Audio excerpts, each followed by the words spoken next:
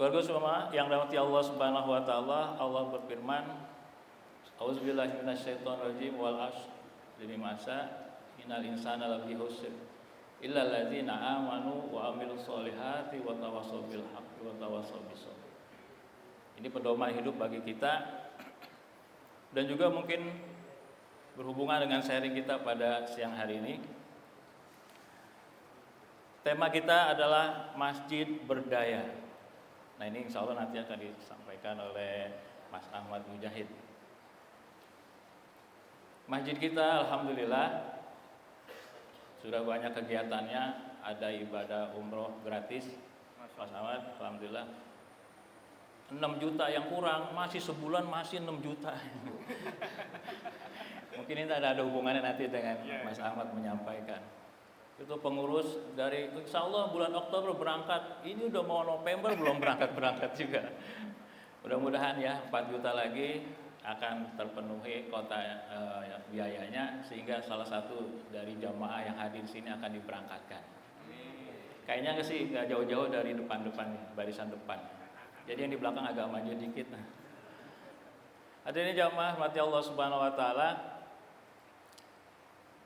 Mari sama-sama kita dengarkan sedikit sekilas tentang setara ya, saling setara, dan juga Yayasan Amal Digital yang dikomandoi oleh Mas Ahmad Mujahid. Punten, Mas Ahmad. Sebelumnya saya ucapkan selamat datang juga di masjid kami. Mohon maaf kalau ada kekurangan penyambutan dan lain sebagainya. Terlebih minumnya hanya air. Aman Ustaz. Aman. Ya, biasanya ada susu, ada tingdeng, ada pokari. Tapi kata Pak Didi jangan ada brand karena belum ada yang mensponsori. Ya. Nah Ustaz, saya ingin bertanya Ustaz. Sebelum bertanya kita berdoa dulu ya. Mudah-mudahan kajian sharing session kita siang hari ini mendapat ridho Allah Subhanahu wa taala dan juga menjadi amal ibadah yang diterima Allah Subhanahu wa taala. Dan mudah-mudahan dengan berdoa kepada Allah segala urusan kita Allah mudahkan. Segala doa-doa kita Allah kabulkan di dunia wal akhirah. Al-Fatihah. A'udzubillahi minasyaitonir bismillahirrahmanirrahim. Alhamdulillahirabbil alamin arrahmanirrahim maliki yaumiddin. Iyyaka na'budu wa iyyaka nasta'in ihdinas siratal mustaqim siratal ladzina an'amta 'alaihim ghairil maghdubi 'alaihim waladdallin. Amin amin ya rabbal alamin. Mas Ahmad, maaf ini saya ada titipan pertanyaan. Dan nanti mungkin diberi kesempatan juga jamaah 1-2 yang mungkin ada bertanya kepada Mas Ahmad. Pertanyaan yang pertama yaitu mungkin bisa diceritakan ke kami tentang Lajnas Salam Sejahtera Foundation, apa yang membedakan Yayasan Amal ini dengan Yayasan Amal pada umumnya, dan mungkin kenapa Mas Ahmad ini tertarik untuk mengikuti kegiatan di Lajnas Salam Sejahtera ini. Mungkin itu. Bismillahirrahmanirrahim. Assalamualaikum warahmatullahi wabarakatuh. Innal hamdalillah nahmaduhu wa nasta'inuhu wa nastaghfiruh wa na'udzubillahi min shururi anfusina wa min sayyiati a'malina may yahdihillahu fala mudhillalah wa may yudhlil fala hadiyalah. Asyhadu an la ilaha illallah wa asyhadu anna Muhammadan abduhu wa rasuluh la nabiyya ba'da. Sebelumnya Ustaz Ustaz Dayat ya. Aman. Oke. Ya, sebelumnya salam kenal Bapak Ibu semua. Saya senang sekali datang ke sini, hadir di sini di Masjid Raudatul Jannah. Ini nama masjidnya ini udah doa gitu ya. Mudah-mudahan kita semua nanti bisa kumpul bareng-bareng semua di taman-taman surganya nanti. Ya, Bapak Ibu semua, jadi terkait tadi tentang salam setara gitu ya, Lasnas gitu. Mungkin saya mau cerita bisa jadi pendek, bisa jadi panjang nih, gitu ya. Jadi kalau ngomongin salam setara itu sebenarnya kita juga perlu membicarakan tentang ekosistem yang namanya kitabisa.com. Bapak Ibu semua di sini ada yang pernah pernah dengar nggak Kitabisa? Pernah ya? Mungkin juga pernah ada beberapa yang ikutan patungan gitu ya, atau bahkan bisa jadi ada yang menjadi penerima program yang ada di Kitabisa. Jadi Kitabisa dan Salam Setara sebenarnya Dia sebuah ekosistem digital. Kita punya spirit tolong menolong, dan ini berangkat dari surat Al-Maidah ayat 2 gitu ya. Di dalam surat Al-Maidah ayat 2 itu ada sepenggal ayat yang bilang wa ta'awanu 'alal birri wa taqwa gitu ya. Jadi spiritnya apa? Spiritnya tolong menolong. Ya, hendaklah ada tolong menolong di antara kamu untuk dalam kebaikan dan takwa gitu. Nah, jadi spiritnya itu. Dan sebenarnya kalau ngomongin soal tolong menolong, itu juga sebenarnya DNA-nya orang Indonesia. DNA-nya orang Indonesia itu kan gotong royong, kolektivisme, ya. Jadi kita bukan berangkat dari sesuatu hal yang nggak ada, tapi sesuatu hal yang memang sudah menjadi culture atau budayanya orang-orang Indonesia, yaitu gotong royong, patungan. Ya kan, pasti Bapak Ibu semua, nih kalau teman-teman di karyawan ada yang nikah misalkan gitu ya, ada yang ulang tahun gitu ya, atau ada yang kemalangan gitu ya, pasti kan patungan yuk, patungan gitu ya, buat ngasih hadiah atau memberikan uang duka gitu ya buat keluarga yang ditinggalkan. Atau ya di kampung-kampung bahkan ada istilah jimpitan, udunan gitu ya, itu kan emang budaya gitu. Nah, kita sebenarnya kayak membawa budaya itu ke dalam ekosistem digital.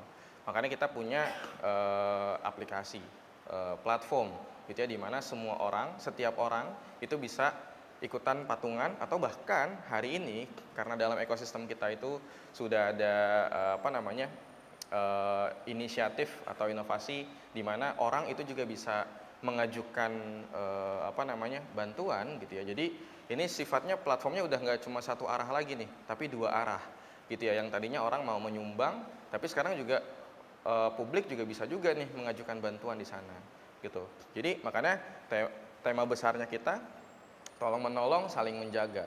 Nah, saling menjaga ini jadi satu tagline yang kita pengen dakwahkan atau syiarkan ke sebanyak-banyaknya masyarakat gitu ya. Makanya kita tahun ini punya tagline, Ustaz, saling jaga se-Indonesia.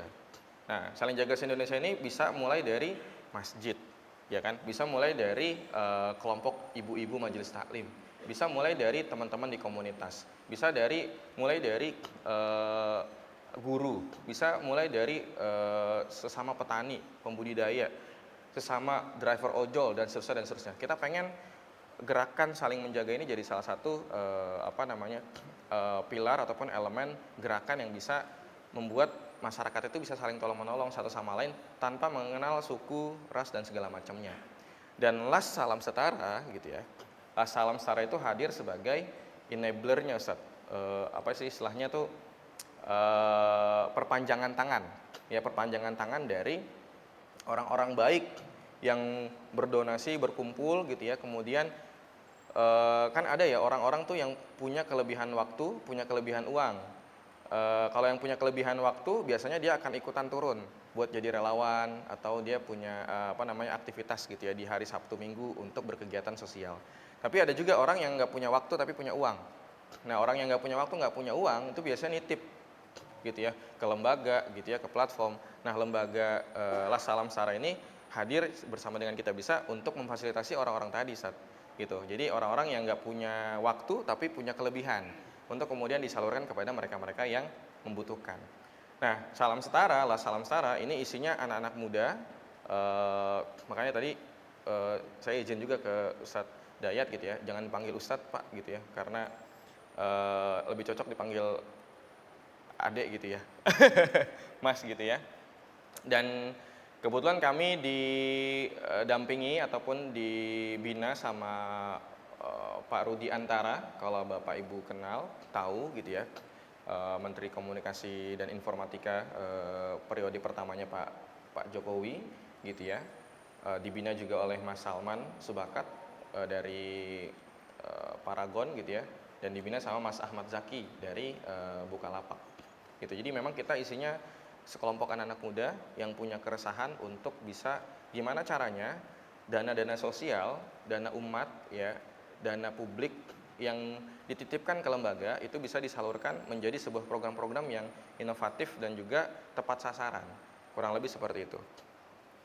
Jadi di awal cerita tadi ada dua ya, yaitu juga pertama data untuk yang dibantu dan juga yang membantu untuk menjembatani Betul. Nah, Mas Ahmad, selain membantu untuk pemberian, apa yang dengan uang-uang atau seperti apa ya? Uang, apakah lain sebagainya yang bisa disampaikan? Iya.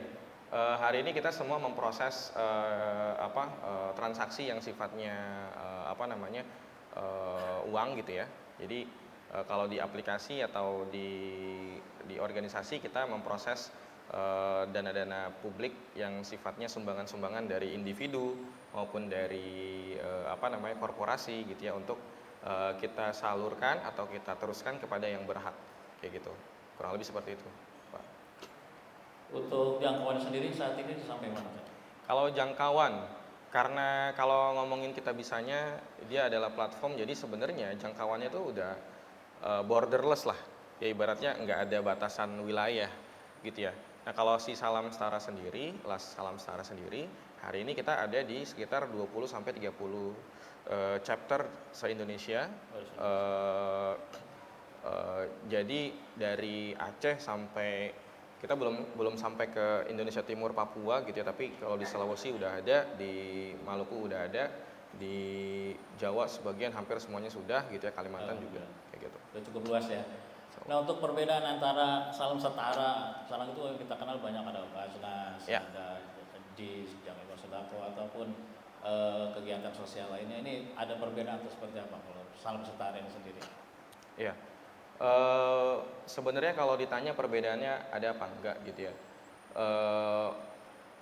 Sebenarnya mungkin lebih kepada kalau kami hari ini punya prinsip ataupun mindset di mana kita pengen mendudukkan dana publik ini milik publik gitu.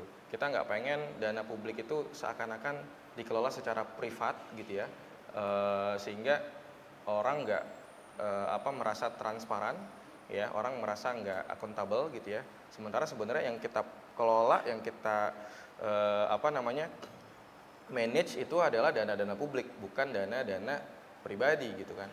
Nah ini yang kita pengen kedepankan, makanya kita sangat mengedepankan aspek transparansi dan juga akuntabilitas dari setiap inisiatif dan program yang kita jalankan. Nah yang kedua, kita karena basisnya anak-anak muda nih, Ustadz gitu ya, kita pengen agar syiar ziswaf gitu ya, zakat, infak, sedekah, wakaf gitu ya, kurban itu tuh digemari sama anak-anak muda gitu. Makanya kita ada nih beberapa program yang sifatnya volunteerism berbasis activity, jadi volunteer berbasis aktivitas. Jadi hari-hari ini kan Gen Z, milenial gitu ya, mungkin anak-anaknya Bapak Ibu semua gitu yang ada di sini kan terbiasa dengan sosmed gitu. Mungkin hari-harinya dihabiskan di handphone, di sosmed gitu ya. Nah, kadang mereka juga butuh yang namanya eksistensi gitu. Makanya kayak banyak yang narsis gitu kan dan segala macamnya. Nah, kita fasilitasi tuh. Jadi mereka kita libatkan dalam saat proses kita menyalurkan bantuan ke panti-panti asuhan atau ke kampung-kampung pemulung gitu ya. Tapi kita lengkapi dengan fasilitas dokumentasi yang mumpuni. Jadi mereka nih pulang-pulang dari berkegiatan itu mereka dapat foto-foto yang bagus-bagus yang bisa mereka posting di sosial media, dan itu buat mereka adalah sebuah pencapaian gitu ya, dan kebermaknaan dalam hidupnya mereka gitu ya. Nah ini kan yang sebenarnya mungkin selama ini kesannya gerakan Ziswaf itu sangat jauh jaraknya dengan anak muda gitu ya, dengan masyarakat gitu ya, karena memang katakanlah mungkin saat ini belum begitu memahami nih atau melibatkan mereka gitu. Nah kita pengen sebanyak-banyaknya melibatkan anak-anak muda supaya mereka dekat dengan gerakan ini gitu. Muhammad boleh minum? Silakan.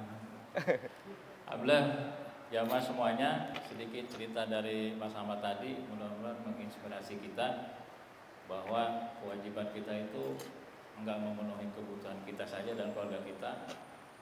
Ada hadis Nabi mengatakan kalau kita tertidur kenyang, tetangga kita itu lapar, maka kita berdosa. Apalagi lingkungannya nanti lingkungan kita, RT, RW, lingkungan kita. Sudah kewajiban bagi kita untuk membantu mereka. Nah mudah-mudahan ada inspirasi tadi yang disampaikan. Nah Mas, kadang-kadang gini Mas, kalau kita mengajak sesuatu kebaikan itu ada aja itu rintangan dan hambatannya. Nah bisa nggak kalau tip-tip dari Mas Abad, apakah ayat aja ataukah kita datang lewat ke depan rumah dia untuk diperlihatkan kepadanya, atau seperti apa tip-tip untuk mengajak untuk orang untuk berbuat baik lah gitu, menolong sesama. Iya, jadi memang kalau ngomongin soal mengajak tadi orang kepada kebaikan, khususnya misalkan ngajak mereka buat bersedekah gitu ya, berzakat, infak dan seterusnya gitu ya. Memang bisa juga pakai pendekatan kita menyampaikan ayat-ayat gitu ya, kewajiban soal zakat dan seterusnya gitu ya. Tapi kan nggak semua orang itu tergerak karena itu. Ya, walaupun sudah menjadi sebuah kewajiban, misalkan ngomongin zakat, tapi kan nggak semua orang tergerak dengan itu. Nah, kami punya beberapa pendekatan lah. Gitu. Yang pertama, kita bisa nggak ya menceritakan tentang urgensi dari sebuah inisiatif atau program yang kita pengen jalankan.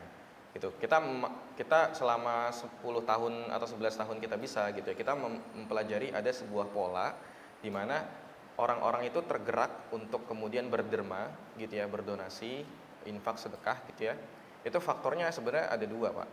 Yang pertama itu karena cerita gitu ya, karena cerita. Jadi sebisa dan sekreatif kita bisa menceritakan sebuah inisiatif. Tadi misalkan Ustadz Dayat menceritakan tentang program umroh gitu ya ke Bapak Ibu semua yang ada di sini gitu.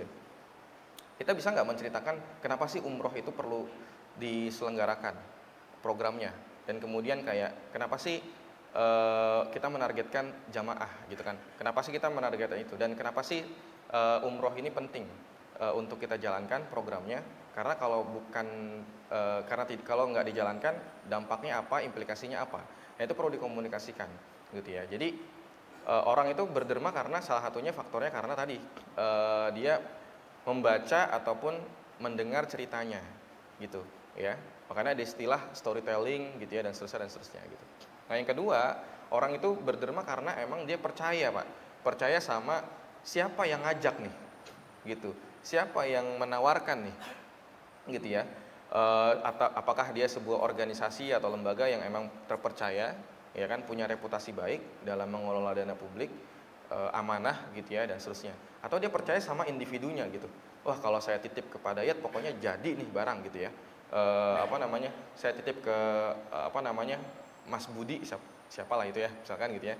Itu amanah dia gitu ya, nggak pernah dia pasti selalu rutin melaporkan progres dan juga pencapaian dari program-programnya.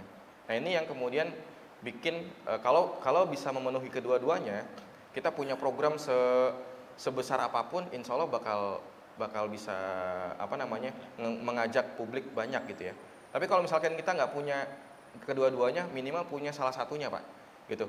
Minimal kalau kita bukan siapa-siapa atau kita lembaganya masih baru gitu ya, atau organisasinya masih baru, buat program itu, ceritakan program itu dari sisi urgensinya gitu ya, kepentingannya gitu ya, dan relevansinya buat umat gitu ya, buat publik gitu. Atau kalau kita nggak punya story-nya, ya udah kedepankan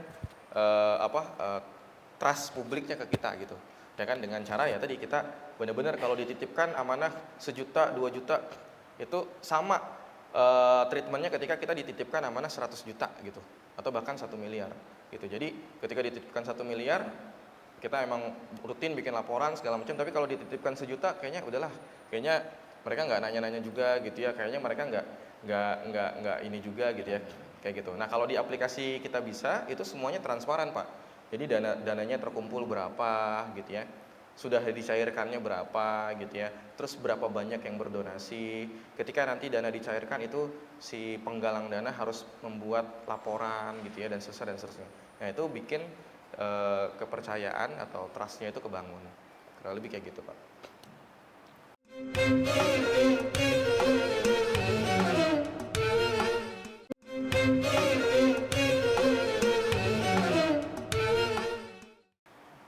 Ada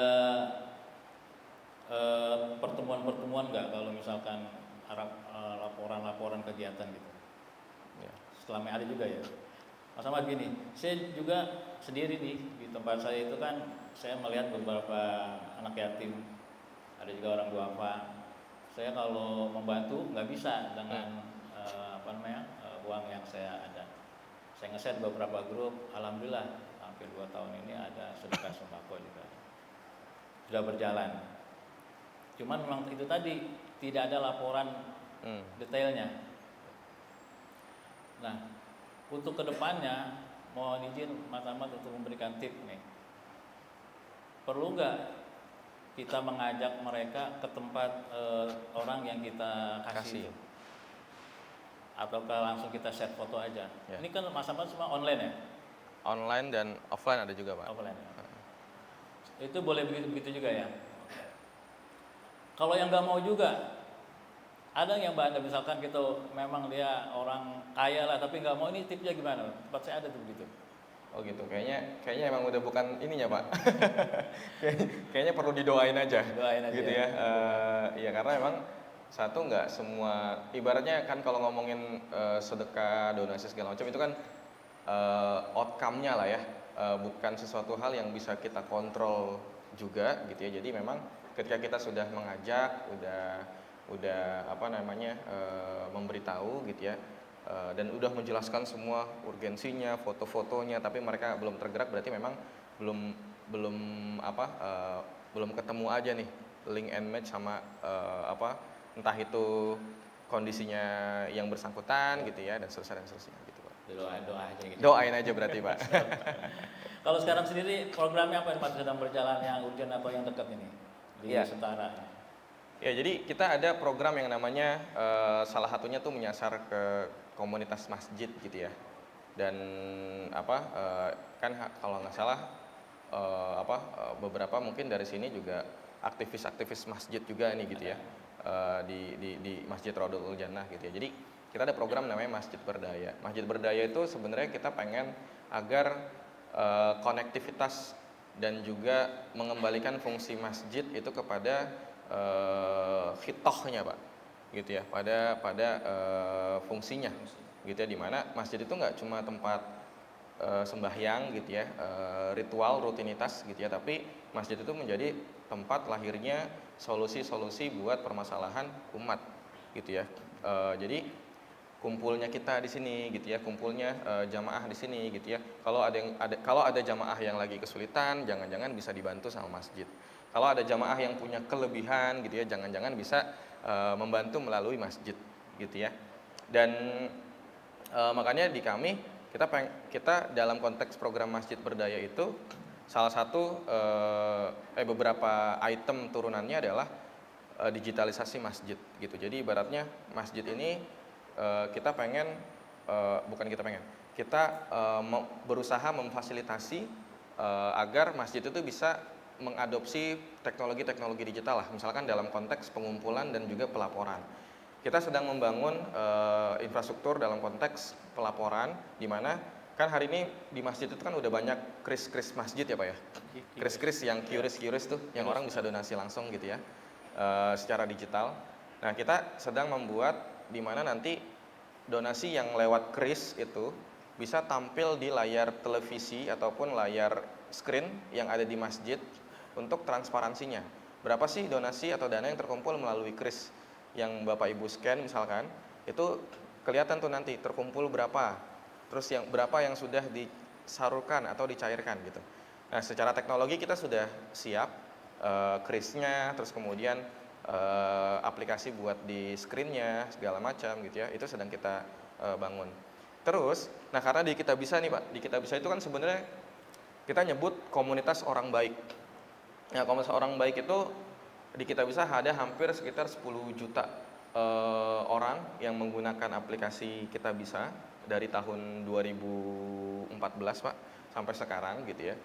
Dan ada orang-orang donatur-donatur kita atau orang baik tadi yang punya preferensi untuk menyumbang ke masjid gitu. Jadi sebenarnya ketika nanti makin banyak masjid yang bergabung katakanlah gitu ya, donatur atau orang baik yang ada di aplikasi kita jadi punya pilihan kalau mau berdonasi ke masjid itu udah ada di aplikasi kita. Nah, itu yang kedua. Yang ketiga, kita juga pengen menyasar program perlindungan untuk para penggerak dan juga pengurus-pengurus masjidnya. Katakanlah hari ini pengurus-pengurus masjid itu kan orang-orang yang punya waktu dan juga tenaga gitu ya untuk memakmurkan masjid gitu. Nah, cuma memang banyak juga, Pak, di tempat-tempat yang lain, mudah-mudahan di Raudhatul Jannah enggak gitu ya. Itu yang pengurus masjidnya tuh tidak terurus gitu ya, tidak sejahtera misalkan gitu ya, sehingga rasanya perlu diberikan perlindungan gitu. Makanya ada program saling jaga proteksi gitu ya, memberikan asuransi jiwa kepada pengurus masjid, EKM dan seterusnya, sehingga ketika pengurus masjid tadi itu ada yang kemalangan bahkan sampai meninggal dunia, keluarga yang ditinggalkan itu bisa mendapatkan santunan gitu, perlindungan dari produk tadi gitu. Nah, yang keempat, yang terakhir, karena di Masjid Berdaya ini terhubung dengan ekosistem kita bisa gitu ya. Nah, masjid ini jadi punya kesempatan untuk menjadi titik implementasi dari program-program yang ada di Kita Bisa gitu ya. Karena tadi Kita Bisa nih selama 10 tahun ini kita memproses dana hampir 4 triliun Pak.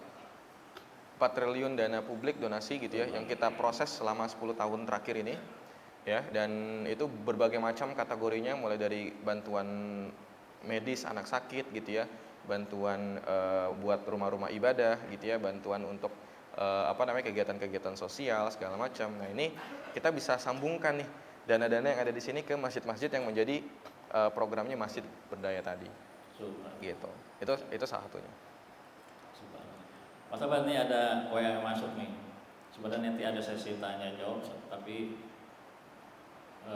takut nggak ada bagian. Siap. Saya bacain dulu ya. Untuk Mas Ahmad, Mas Ahmad, pakai der.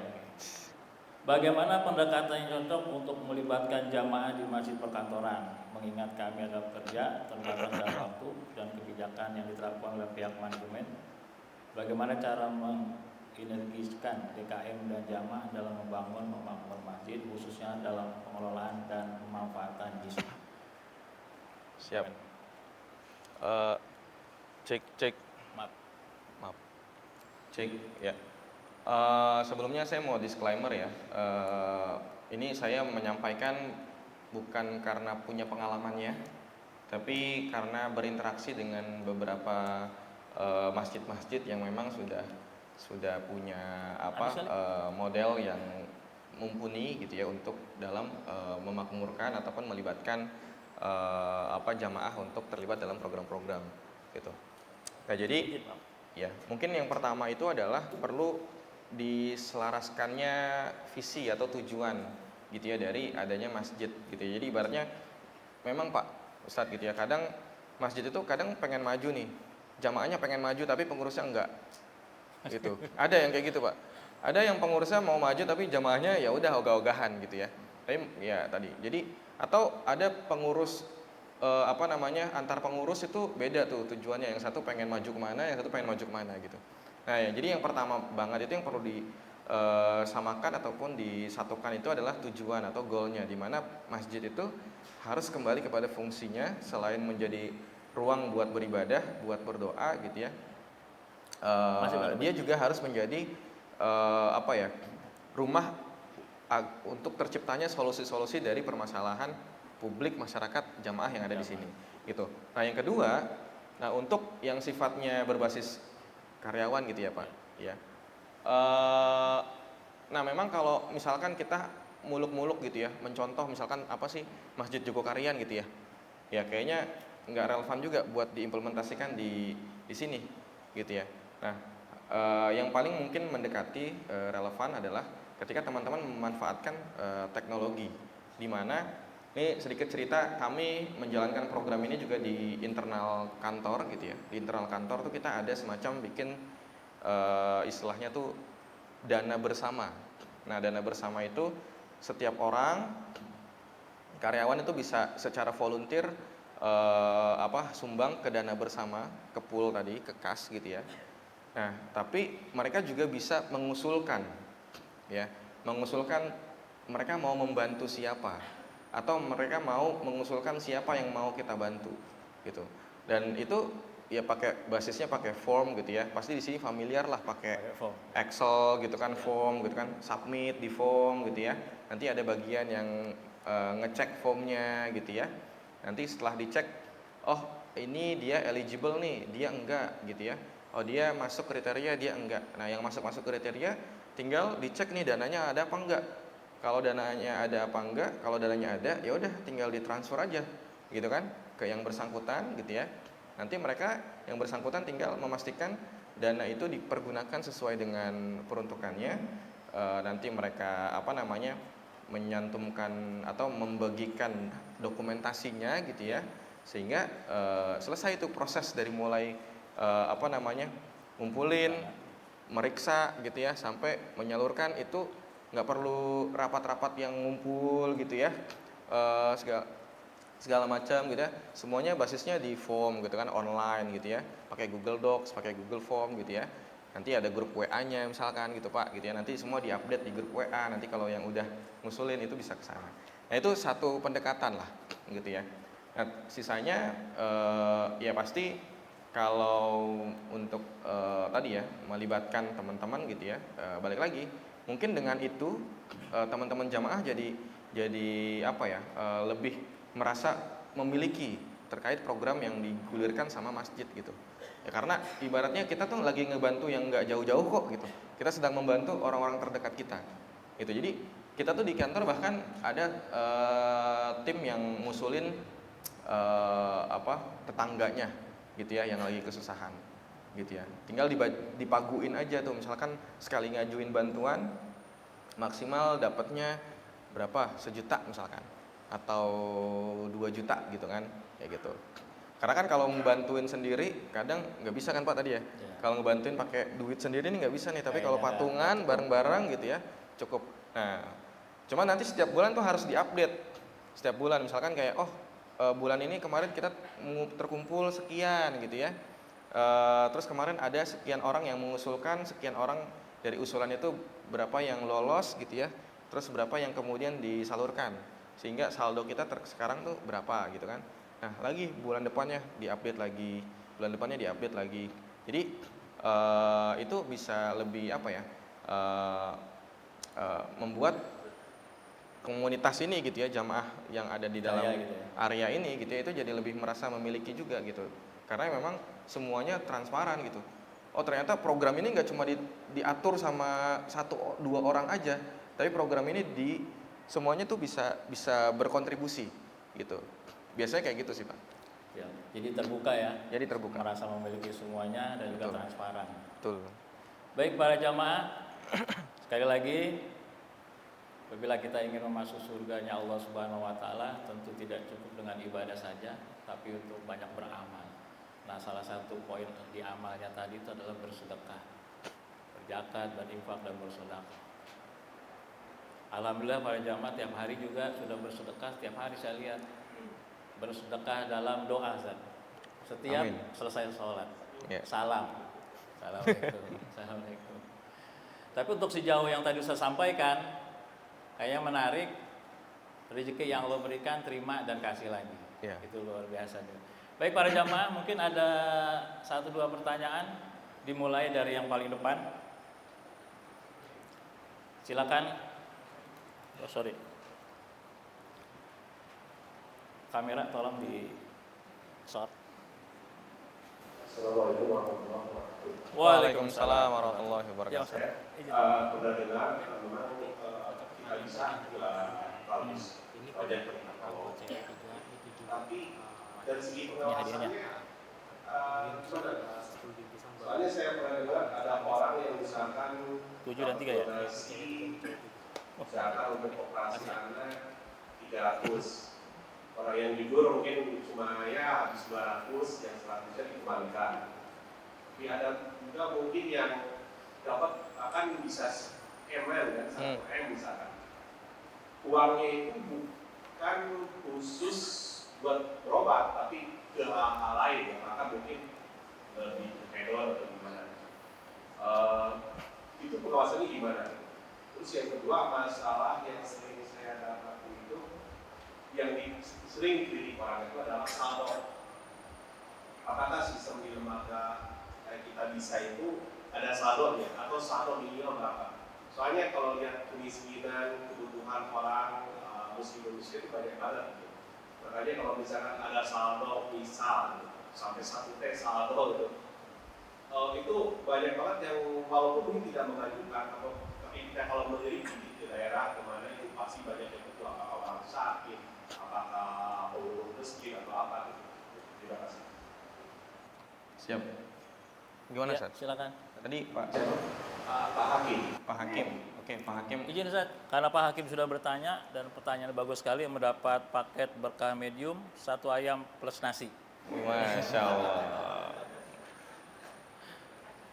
Syarat ketentuan ada di sini. Ini yang jawab dapat voucher juga nggak, Ustaz? Sedikit bocoran, ada 10 voucher yang dipersiapkan buat para penanya. Silakan mungkin Ustaz bisa. Oke, ya terima kasih banyak Pak Hakim. Masalah Oke. nominal itu saldonya tuh. Iya. Oke, 2 tadi pertanyaan soal pengawasan sama kondisi saldo tadi ya. Nah, terkait pengawasan tadi di kita bisa, di ekosistem kita bisa, kita ada tim namanya, kita sebutnya tim suuzon, Pak. Gitu ya. Ini kerjaannya dia timnya suuzon aja gitu ya. Jadi ya tadi karena tadi benar, salah satu tantangannya mengelola dana publik itu kan pengawasan ya, gitu. Tim suuzon ini kerjanya ngapain? Tim suuzon ini kerjanya menelusuri, menginvestigasi semua laporan dari publik. Jadi penggalangan-penggalangan dana yang ada di Kitabisa itu, publik itu bisa melaporkan. Kalau misalkan ternyata di lapangan tidak menemukan hal-hal yang tidak sesuai dengan apa yang ditulis gitu ya di apa namanya di penggalangan dana gitu. Nah, tim ini akan turun tuh ke lapangan gitu ya, ngecek apa namanya kebenaran dari informasi atau laporan yang masuk, kemudian memastikan berapa yang sudah dicairkan, penggunaannya gimana gitu ya.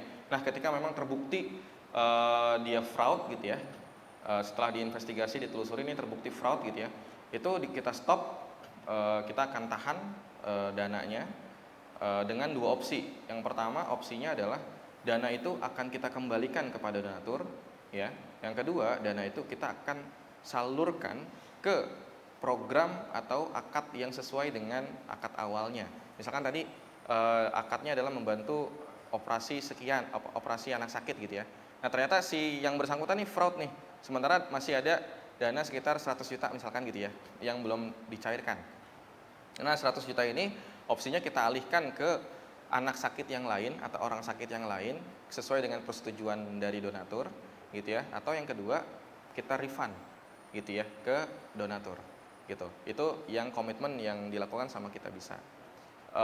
Pertanyaannya, ada nggak Mas kondisi case-case kayak gitu? Ada gitu ya. Sedikit atau banyak? Dibilang sedikit, nggak sedikit, banyak juga nggak banyak-banyak banget gitu ya. Jadi ada. Cuma memang ikhtiar kami sebagai sebuah platform Kitabisa ya melakukan itu. Nah, yang kedua soal saldo gitu ya. Tadi yang saya sebutkan 4 triliun itu transaksi ya Pak. Transaksi yang berputar selama 10 tahun gitu. Nah, kalau di Kitabisa itu dana-dana itu sudah terkunci di masing-masing penggalangan dana gitu ya, sesuai dengan akadnya masing-masing gitu ya. Dan Kitabisa sebenarnya bukan sebagai pemilik dananya gitu ya. Pemilik dananya itu adalah misalkan tadi Masjid Raudhatul Jannah bikin campaign di Kitabisa terkumpul 100 juta. Nah, yang ngatur Masjid Raudhatul Jannah bukan Kitabisa gitu. Jadi pengaturan alokasi itu adanya di mitra atau penggalang dana gitu. Kitabisa hanya memfasilitasi kotak amalnya nih gitu. Jadi memang seperti itu. Nah, cuma sekarang kita lagi ada program Pak, namanya Jaga Plus, Jaminan Warga Perlindungan Sosial, di mana kita sedang ingin mengantisipasi kondisi pelemahan ekonomi, ya kesulitan ekonomi hari-hari ini, banyak yang di PHK dan segala macamnya.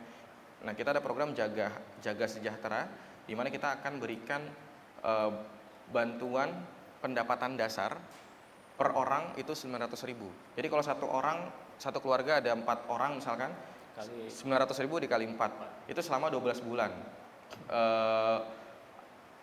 Terserah itu mau digunakannya buat apa gitu ya, yang penting lapor gitu. Itu satu. Yang kedua, Jaga Harapan ini program yang bentuknya adalah kita ngasih bantuan uang tunai sesuai dengan ajuan program yang bersangkutan, tapi khusus buat produktif ya gitu ya, usaha-usaha produktif. Misalkan kayak dia baru di PHK terus kemudian nggak punya modal buat bikin usaha. Nah, kita ada pagunya maksimal 25 juta. Nah, selama memenuhi kriterianya dan RAB-nya masuk akal gitu ya, kita akan cairkan.